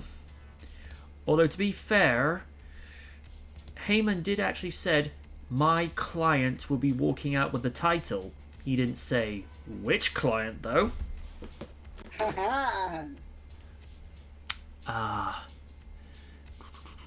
Him by side, Heyman kicked things off. You know why we bothered to come here tonight? To acknowledge what really happened. Let's acknowledge a couple of truths right now. There was no plot, conspiracy. This was not done to make Brock Lesnar look foolish, though he looks like a fool anyway. History, the trajectory of the entire industry unfolds in front of your very eyes. I acknowledge I made the biggest mistake of my career, and it wasn't the fact that I told Roman Reigns what was in my heart. I told the head of the table, the greatest champion in the history of WWE, Stone Cold begs to differ with you, that he needed to be protected from Brock Lesnar because I spent so much of my time with Lesnar, Heyman said. Brock Lesnar looks like a schmuck and now he acts like a schmuck. Then I got Superman punched in the face and I admit I deserved every bit of it. Then I was sitting unemployed and knew my career was over, but then I saw the moment. I seized the opportunity. When the Crisis picked the wrong person to infect, and I saw the match switch at day one, then Lesnar won, and they could have ruled Raw and SmackDown. Everyone had a place but this, pointing to Reigns and himself. Then Lesnar goes and challenges Reigns. How stupid was that? As stupid as the smirk and that beard. Lesnar looks like a schmuck and acts like a schmuck. The only thing I criticize with Lesnar, what is up with your mohawk, dude? It's just, no, go back to being a flat top. That actually works for you. I thought I would spend my entire career, screaming Brock's introduction, but you were good at it, but you will never hear that again because Roman Reigns came into the ring at the Rumble and smashed Brock Lesnar. At that moment, I understood I don't need to protect Reigns from Lesnar. I need to protect Lesnar from Reigns. And also, let's be fair, Brock's mic skills have actually gotten better. I never thought that would happen. But he's gotten good. Reigns came to me and he offered me the hand of forgiveness. He offered me the hand of love, the hand of family, the hand of the bloodline. Roman Reigns offered me the hand of acknowledgement, and I handed Roman Reigns that WWE Championship, and he smashed Brock in the face with it. And because of Roman Reigns, Bobby Lashley pinned Brock, and Lashley is your new WWE Champion. At least until Elimination Chamber. Then Goldberg's music hits and he came to the ring. Roman Reigns, I acknowledge you as my next victim. You, me, Elimination Chamber for the Universal Championship. You're next! They faced off a bit in the ring. Goldberg chants to close out the segment. It seems official for the next event. How to say this as quick and simple. Mulligan, I already seen this movie before. I already know how it plays out. Raiden, go nuts. Do I have to? You can mulligan it if you want. Alright, fine. Mulligan, I do. You know me, I do a little bit of fuck shit that's known as the Fed. Madam President. Well, I see we don't learn our lesson, do we, WWE? We don't learn our lessons at all, do we? From putting Roman Goldberg back in the title picture, which again, I'm not going to be watching that. I wasn't going to watch it regardless, but still. Then you decide the icing on the third Sunday that you are going to put Charlotte Flair versus Ronda Rousey, which is something nobody asked for. Did anybody ask this? I don't think so. Anybody? No? Not really. No? Okay, good. Because No, nobody. I touched it. Don't get me wrong. We're getting Lita versus Becky Lynch, which is like, sure, why not? But Charlotte versus Ronda Rousey, you can eat me. No, I don't care. As in regards to Goldberg versus Reigns, it's either going to end in a squash match or a no contest. And you know what they're obviously building up to. It's Roman versus Brock for title versus title. And Brock's rocking out with both belts. Mark my words right now, because that's what's happening. He's going to take both belts hostage. Because fuck us. Because we don't deserve anything. And that's like, and there's this reason, to quote CM Punk, there's a reason that this company is in the fucking state it's in. Yeah. I think I'm quoting in layman's terms, but it's like, yeah, there's a reason that this company is in the toilet. I'm assuming that's why this company is being sold off for reasons. Because you don't fire the boss's son without there being some issues. Just saying. I'm not going to be watching it. It's a bunch of dreck. No. I could have called him Mulligan, but I had to get some things off my damn chest. Mm-hmm. And obviously Steve's not really going to have a say on it because, well, he's stated numerous times he's not a fan of wrestling, so... Mm-hmm. And, Becky had something to say. Oh, dear.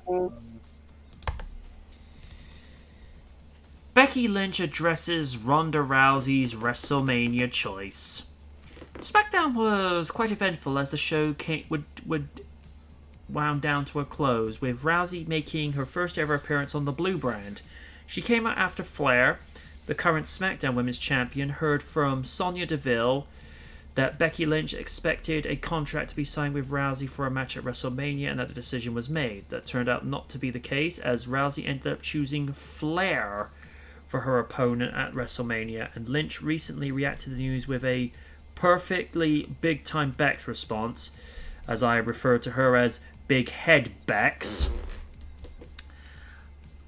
Lynch tweeted the video of Rousey choosing Flair and Flair's reaction, and Lynch added the caption, "Smart choice, Ronnie. Go for the gazpacho." Ooh. As for how it all went down, after Flair was told that the match with Lynch was in the bag, essentially, Flair talked about how it was a smart choice, saying it was wise to go with a mom versus mom match, and then added in a few more jabs at Rousey before Rousey came out to the ring. Rousey got a great reception from the crowd, something that she's not normally accustomed to, and she confronted both Flair and Deville on her decision already being made, telling them that the last time she checked, she was the one who got to choose her opponent. 'Tis fair. Rousey then told Flair, "You are just one of many I owe an ass beating to," and then chose to face her at WrestleMania. Afterwards, Flair got a few shots in and left with a vicious line, "This title is my baby and she's prettier than yours." Ooh. Okay. There are ways to get heel heat. Not like that. You don't bring the kid into... not an argument. You don't bring real life stuff into it, because, like, come on, that's crossing a line. At that point, Rousey took off her jacket and attempted to attack Flair. Oh, she wasn't acting. She's just like, "Bet you said something about my girls." Like, he's like, "I'm gonna armbar you." But Deville then got in between and got in Rousey's face, saying that she was in charge. Yes, of course. Rousey then flipped her over and probably separated her arm for her shoulder or broke it. So we're to see what Deville planned as revenge next week. And I think they called it... what was it? They didn't call it the armbar. They called it the Ron Bar. What? Like Ronda, Ron Bar. Uh, So, here's the thing. Whichever one that Ronda chose, the fans were effectively going to be punched in the face. So if you choose, Becky Lynch, you're choosing a person with an ego the size of, the Grand Canyon. If you choose Charlotte Flair, the Grand Canyon plus her tour bus. Because I've got a sneaking suspicion, and I say sneaking, they're going to try and reenact what happened at WrestleMania 3 years ago. oh God, no. Oh, fucking hell. This will be the greatest main event in the history of WrestleMania! And the fans booed, and the fans didn't give a crap that night. The main event that the fans genuinely cared about, Kofi Kingston versus Daniel Bryan for the WWE title. Because if anybody deserved the praise that night, it was Kofi, because that was his first WWE title shot after being with the company for 11 years.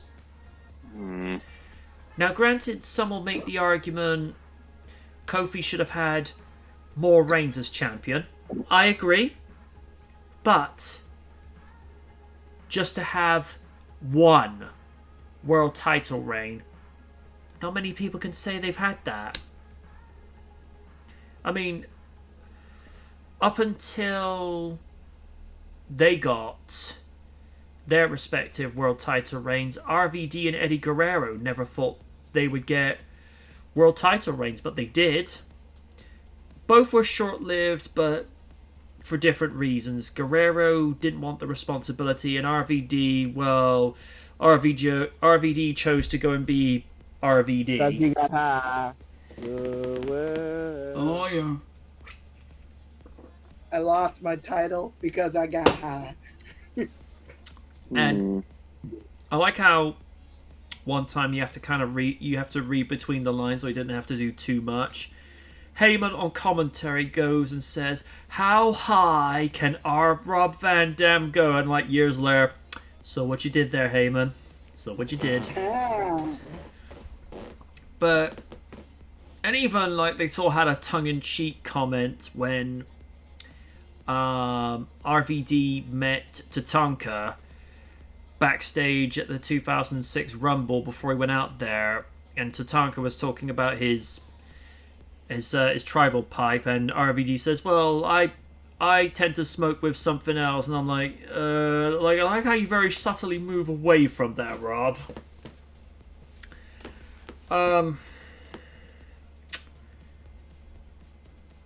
Ronda versus Charlotte.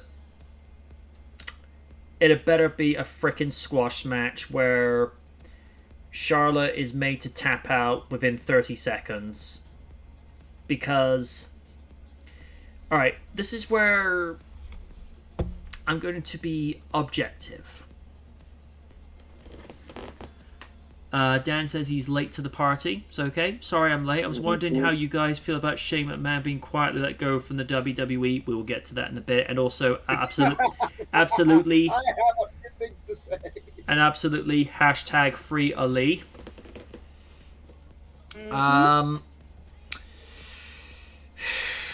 Charlotte Flair, objectively, phenomenal in-ring talent. Not gonna lie. She does things as a performer that most men and women can only dream of doing. Subjectively, she's the biggest ego maniac I have seen go in there, probably since Vince McMahon. Oof. Oh. Um, say people can say what they want. She was only there because of her Hall of Fame father. She is there because of nepotism. Mm-hmm. Whereas people like Becky, when she made her address as the inaugural SmackDown Women's Champion, she fought tooth to the nail to get where she got. And this is a girl who didn't actually graduate from high school originally. She actually dropped out because she wanted to be a pro wrestler. And Becky was given nothing, and she went out and took everything. I'm not a fan of Bex's character as a heel. Now, I get the idea, I get the point of if you're a heel and you get jeered, you're doing your job right, but I get the impression with what she's doing, she's not acting. I think the fame has kind of gone to her head a little bit. I would have been more intrigued if someone else was either champion and Ronda faced somebody brand new and fresh. I would rather have seen Ronda versus Sonya, only because Sonya Deville, to my understanding, does have MMA training. Yeah. So that would have been a much more interesting match. But Charlotte, mulligan. Because the only reason I will likely purchase Wrestlemania through the network this year, as long as they've got Austin doing something integral with the pay-per-view, whether he's playing host or if he's going to be like commentator or something of that nature, then I probably won't buy the event, because he actually was advertising, because obviously it's the first time probably since WrestleMania 25 that they've gone back to Texas. So I don't know. Again, mulligan. Madam President. This is gonna be a tangent, but it's gonna be a tangent to the point where I'm going to say mulligan. It's just, I've said this before. Nobody wants to see this. I've made that very clear.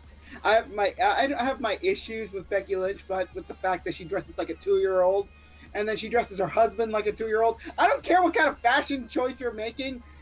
You look like you fell out of your closet and just put on whatever fell on top of you. Why? Because Wobba Fett. Pretty much.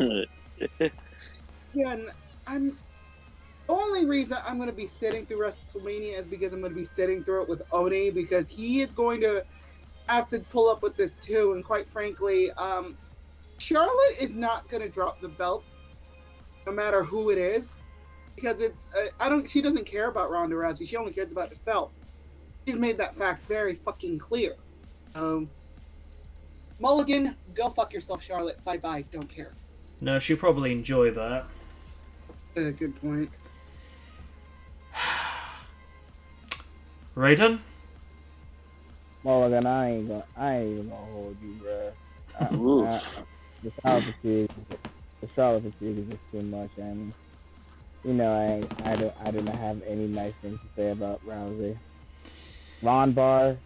Mm-hmm. Are you serious? Okay. That's what I heard. Yeah. That's what I heard from the SmackDown announce team when she made her decision on it. They went Ron Bar. I'm like, what? Oh Lord. If they had said like Ronda Bar or something that just sounds devastating, I'd say okay, fair enough. But Ron Bar, I'm like, okay, whatever. But yeah, man, it ain't looking good. After the Rumble match last time. I I don't know, man. I did hear this year's event was a dumpster fire. Oh Lord, you have no idea. And Let's see. The fatigue is there, dude. And this is coming from a guy who hasn't watched the product in a while, and oh man, that is just. As for the Shane McMahon thing, I did read a little bit off of comicbook.com earlier that Shane had some very specific ideas with how he wanted to be highlighted. And of course, old Vinny gets wind of this, like, no, I want you to do things this way because I think this is good. I have to remind people, Shane tried to convince his father at one stage for them to buy UFC because this is like a slowly, progressive audience in the context of it was growing each week, and it's like, oh, this will never take off. A few years later, Shane gives him that look, and Vince is just like, don't give me that look. Oh, Too late. Late. He's doing it. Yeah, apparently they were like supposed to swap places. Randy Orton's supposed to swap places, and Shane's music gets played, and Orton goes, well, I'm not going out to Shane's music. It did seem a bit random that Shane would just be there for that, but then again, it did seem a bit weird seeing the, Mickey James show up as the Impact Knockouts champion. But they were allowed to show Knockouts champion. They had to say Women's champion. And even in an interview recently, Cena was on some podcast show and he goes, no, I'm not a wrestler, I'm a superstar. I was like, dude, you're a wrestler. And if the WWE is that hell-bent on removing itself from professional wrestling, then change the name of your flagship pay-per-view. If you're that hell-bent on, wrestling and wrestler is such a dirty word, then change WrestleMania's name then. Mm-hmm. Like I say, if that help is, even in the Stone Cold podcast, the very first episode, Austin would argue with Vince, saying, he goes, no, Steve, you're a sports entertainer. No, it's like, Vince, I'm a pro wrestler. That's how I learned my craft. He goes, yeah, well, you're a sports entertainer. I'm like, it's like, yeah, you thought it was a cute idea to do the XFL. Look how that worked out for you. I know I keep ragging on about that, but it's like, it's, I applaud people for stepping out their comfort zone and trying to do something else, but the way the XFL was presented, it was basically, what if the WWF did football? And Oh, no. I mean, that's like taking, say, Raiden, who's a MMA and martial artist expert, and all of a sudden it's now cooking with the Cyber Raiden. It'd be like, what? It's like cooking with Scorpion. Or another one. That's legit. That's funny. Or tea and Kruppik etiquette with Oni Rakaku. It'd be like, what? That's a hard left turn. Let's just imagine, like, Oni wearing a 1930s gentleman's tuxedo with top hat and little monocle and is drinking tea like a sophisticated gentleman and cutting open a buttered scone. He's listed there as like, what bizarre world have we gone into? What universe is this? I mean, that'd be like Lids being besties with Kim Kardashian. Never gonna happen. It really won't. So, yeah, the whole thing with Shano, I don't know. And as for Ali, look, The man has asked for his release. Just let him go. He hasn't been on TV in Lord knows how long, and everyone's either jumping ship to Impact or the Elite Zone. I mean, from what I understand, AEW has its issues, but at least Tony Khan actually allows the wrestlers to be wrestlers. Actually allows them to have input on what they're doing. Whereas with Vince, it's like, my way or the highway. Okay, bye. Because, it's as A-Log once said, unless you're part of the Breakfast Club, you don't get to do what you want. But and here's the weirdest thing. Even if the wrestlers in WWE do as Vinny wants it done, he still complains. So Because he'll never be happy. No. And it's like we've said so many times before. McMahon has passed it, and it's got nothing to do with his age. I mean, you look at Ridley Scott. This man's going into his 80s, and he's still churning out masterpieces, although omitting Prometheus? Thank you. Yeah, there's a movie I like to omit from my memory banks. Thankfully, though, I didn't pay to watch that. That was actually one of the in-flight movies, and if I'd known that 2 hours of torture, I would have just watched Avengers again. Because at least with Avengers, yeah, you already know how it plays out, but it's going to be decent. And also, this April, that turns 10. Dear Lord. And this July 3, The Amazing Spider-Man turns 10 as well. That's something I'll get to at another point. Heck, one of these days I might actually just do a real features review with the Avengers, but giving it the Jurassic Park treatment.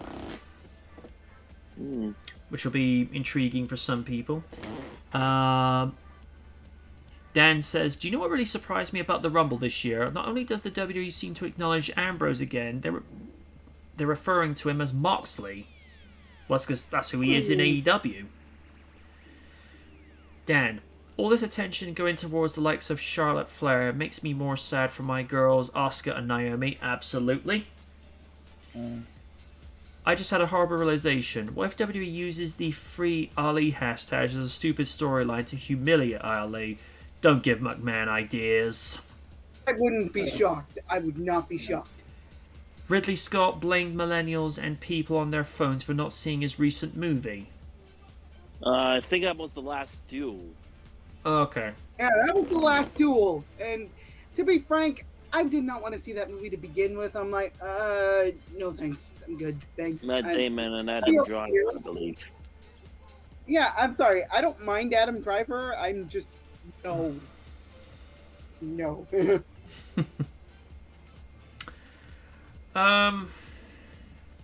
Lids, what do you make of the whole Shane McMahon Royal Rumble fracas? Okay, so let's start with how I felt at the Rumble. I'm gonna compare it to going on an all-night bender, because when the first start of it, like he comes out, I freak the fuck out because I'm a Shane McMahon stan for a bit, just for a very long time. It's like woo party, like getting drunk. Then like over time, I start to enjoy it, like because he's punching Matt Riddle, he eliminates Kevin Owens. He's the top three, like the last three people in the Rumble. I'm like, that's when the freaking hangover starts to kick in. I'm like, oh, this is what we're doing. And then he gets tossed out. I'm like, okay, fine. I guess we're not going to make any issue of it. Then the hangover hits in even more when we start hearing what they want to do with Shane afterwards. He's going to have a match at Elimination Chamber. He's going to be feuding with Austin Theory. He's going to be feuding with Bobby Lashley, Seth Rollins. I'm like, that's when I'm like, what the fuck is going on?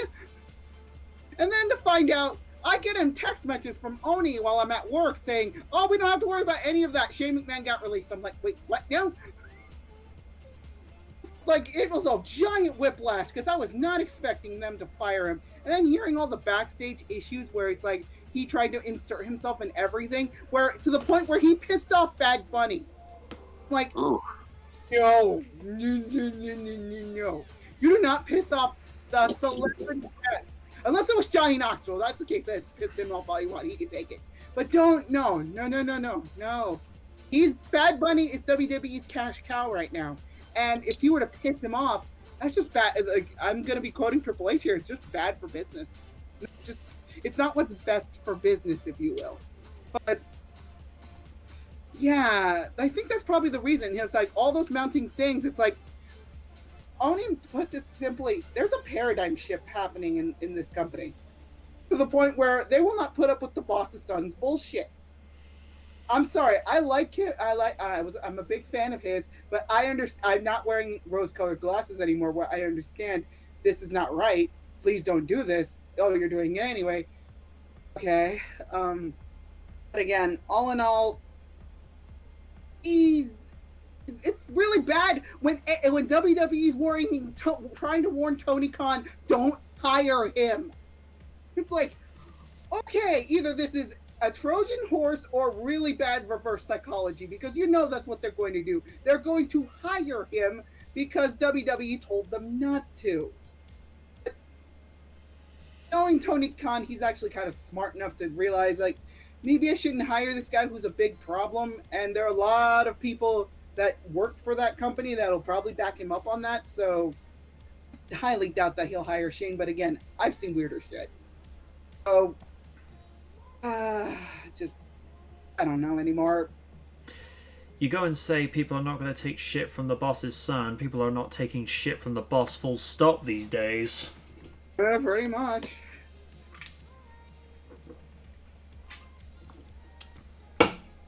Mr. Raiden, your thoughts? MULLIGAN.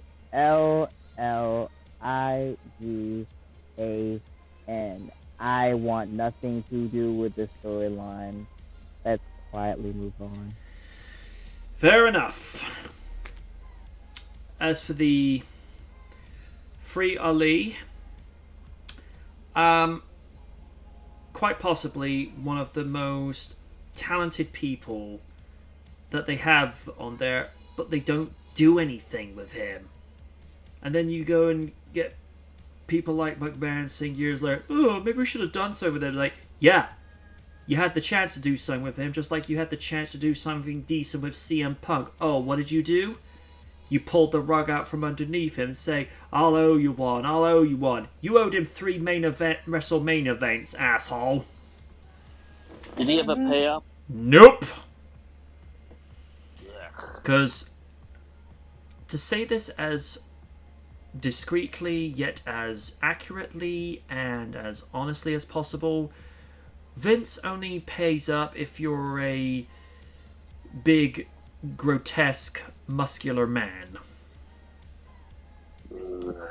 Yeah, because Vince likes big guys. But here's the thing and this is something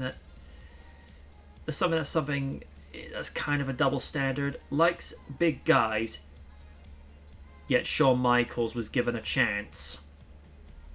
And Shawn was never a big guy. He was tall at 6 foot, but compared to the rest of, Vince's top tier guys, Shawn looked more like an athlete, whereas the other guys... Now, it's not to say the other wrestlers weren't athletes, but Shawn looked like he had agility and pace, whereas the other guys... Alright. I think the best way I can summarize this... Imagine Imperfect Cell getting so bulky with his muscles that he can't even lay a punch on Super Saiyan 2 Gohan, because Gohan increased his strength without sacrificing his speed. So, in that instance, Sean is Gohan, and let's just say Hulk Hogan is Cell. Actually, no, I don't want that visage in my head anytime soon. Because Hogan as Cell... I don't know. I don't think the world's ready for that. Besides, Cell had a much better singing voice, especially as far as Team 4-Star goes. I still wanted this to happen. I would loved it if they had snuck this in. It's like, tell me, do you know Barry Manilow? Oh no. Because that would have been ridiculously funny. But it is what it is.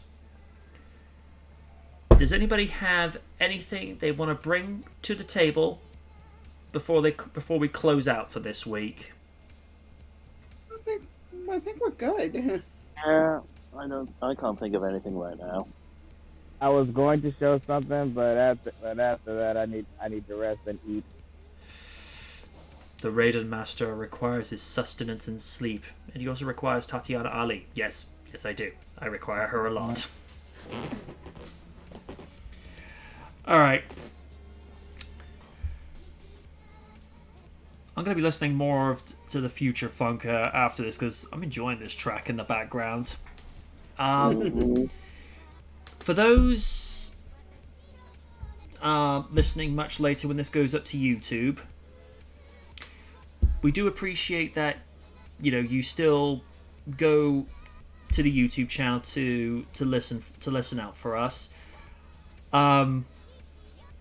We do appreciate it if you do come over to the Twitch page, because this is the place to come to now. This is the place to actually grow, because Twitch is not as big as YouTube. It's big, but I think Twitch has been around not as long as YouTube has, because YouTube's been around something like 17 years, give or take. Yeah. Because YouTube first came about in 2005. This year will be its 17th year. And Twitch, I think, is like a 2010 sort of thing. 2011. Alright, so it's only 6 years younger than YT, but it's still growing, but you can find your niche over here. And, it took Oni being Oni, and Liz is just like rolling her eyes going, yes, I understand, to say, and I actually heard him whilst he was live streaming, like, once again I have to do 75% of his job. Clearly not when it came to writing, because I did most of that for RDR, just saying. Love you, dude, but you really should mince your words on occasion, just saying. Let us know for us feedback each week. What do you think of the presentation as is? Do you like the new intro, which will actually be seen as its own separate thing when that gets released tomorrow? I know Steve appreciates it because he was one of the first few people to see it, and he's like, ooh, this ain't bad. And let us know what you think of the change to Future Funk. Would you rather we switch back to the royalty-free jazz, or do you like this slightly funkier and more energetic direction of the show? Again, let us know in the comments. And, thanks for sticking around. And hopefully next week I'll have the Valentine's special for real features.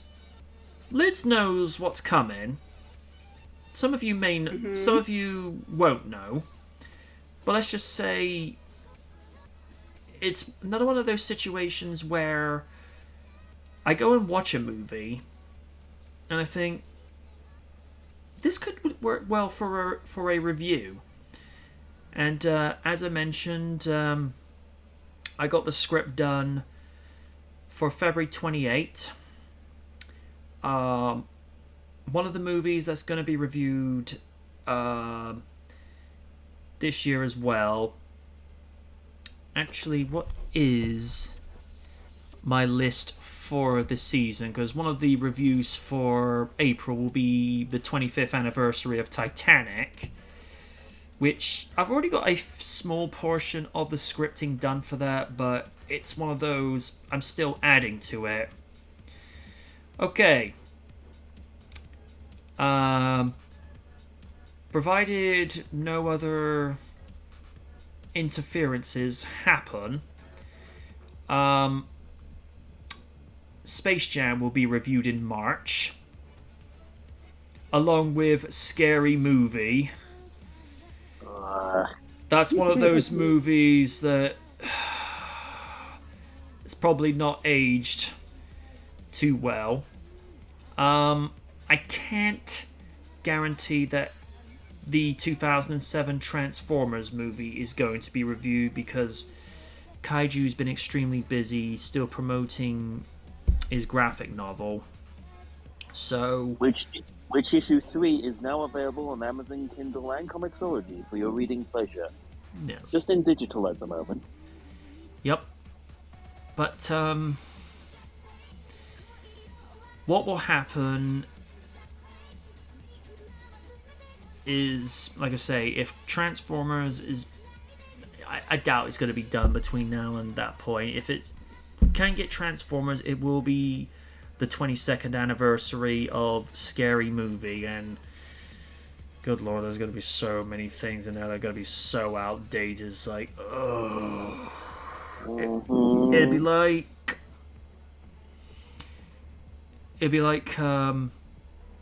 watching the first Ace Ventura movie, where he highlights that Lois Einhorn is a man. It's like, ha ha ha, isn't that funny? It's just like, ugh.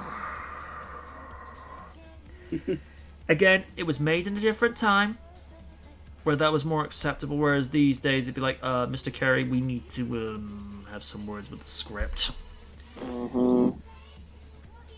It's like in the first Spider-Man movie, when I look at the line of, hey, that's a cute outfit, did your husband make it for you? And it's just like, oh. Again, it was said with much more with innocent intent and just as a means of making a joke, but today, no. I think it would have been more accepted. It's like, that's a cute outfit. Where'd you get that from? Wrestling Rejects Are Us? Then, you look at them and think, okay, it's still being a little bit insensitive to wrestlers, but it's not something that's going to be seen as derogatory. So, make of that what you will. But, yeah, provided nothing else gets in the way, Space Jam and Scary Movie will be up for March. The guys know what's coming for February 28, but I'm keeping lipped about that. As well as next week's review. And you know what? I'm actually going to let you guys look at the script after the show goes off the air, and you can tell me if you want input on this. Because there's going to be a couple of moments where there's exaggerated stereotypes, and I can imagine Lid's going, okay, we're not that bad. Make of that what you will. Alright. Thank you for tuning in for this week, folks. Yeah, just thank you for tuning in. I have been the Knight, saying good night from the night. Yeah. Bye, everybody. Bye. And don't forget to check out MJ Knight's Teespring page. Thank you, Steve. Don't forget to check out Kaiju Noir's Primal Warrior Draco Azul, and don't forget to check out Onirakaku's Twitch page at twitch.tv/Onirakaku. Gift him 20 gift subscriptions, and when he's next streaming, other than Steven, donate 5,000 bits to him. Why have I been given 5,000 bits? Because we want to see you rich and we want to see you happy. I accept this. Alright, folks. Good night. Good night.